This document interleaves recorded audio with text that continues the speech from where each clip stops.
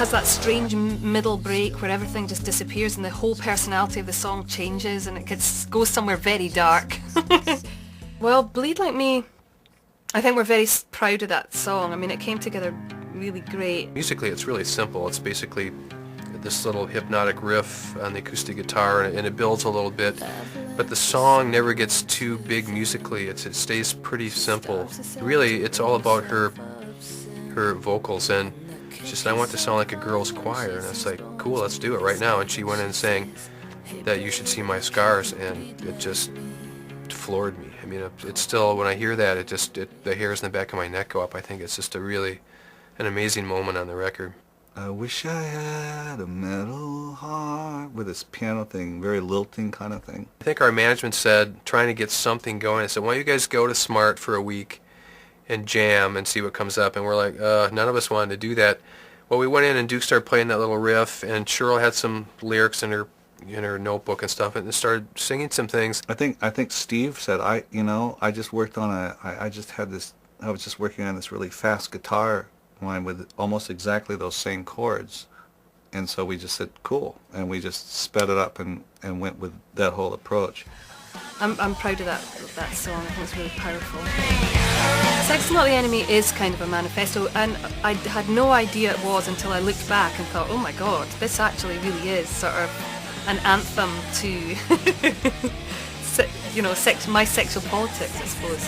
At first it wasn't supposed to be anything much more than a sort of fun party song. Of course, Shirley's lyrics that she came up with sort of gave it a new dimension, and I think it starts touching on sexual politics and censorship.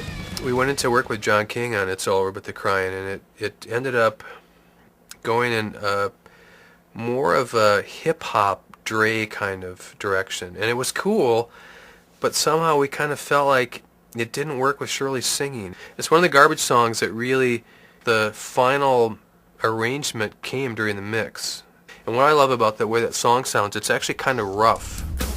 Boys Want to Fight again came from the same session as Metal Heart. It came from a jam, and we wrote it all together in the one room. Again, it came out really quickly, and that's a strange song. I suppose that might well be one of the most overtly political songs on the record. Boys Want to Fight started out with, the working title was Euro Trash Groove. It was one of my favorite songs to mix on the record, because there was a lot of layers in it again that we kind of got rid of by the time we mixed it, and very much favored the guitars, the drums, Shirley's voice, bass, and the guitars, and that's going to be a kicker to play live. I think it's going to be good. That's going to be one of the first songs that we work into the set and the new tour.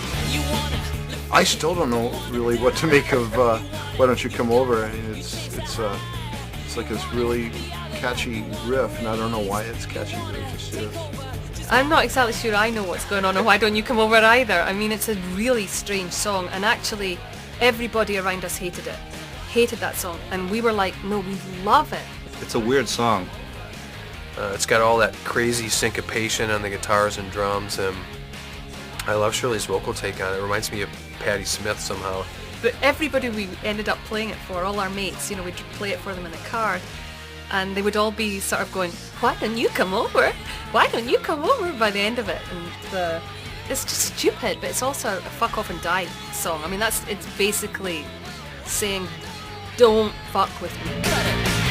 The core of Happy Home was conceived in about 30 seconds, and just the time it takes to play it through a couple of times.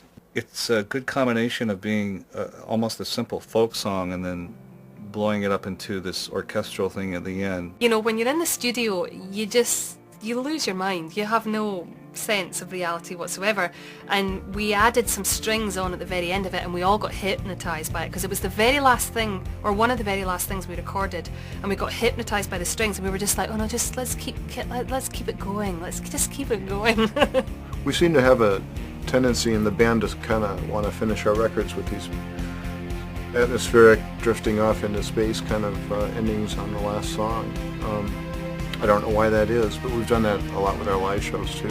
We've gone through the process of writing the songs. I think we wanted something that felt meditative and soothing, and like you were home. It's about sort of acceptance to a certain degree. And in some ways,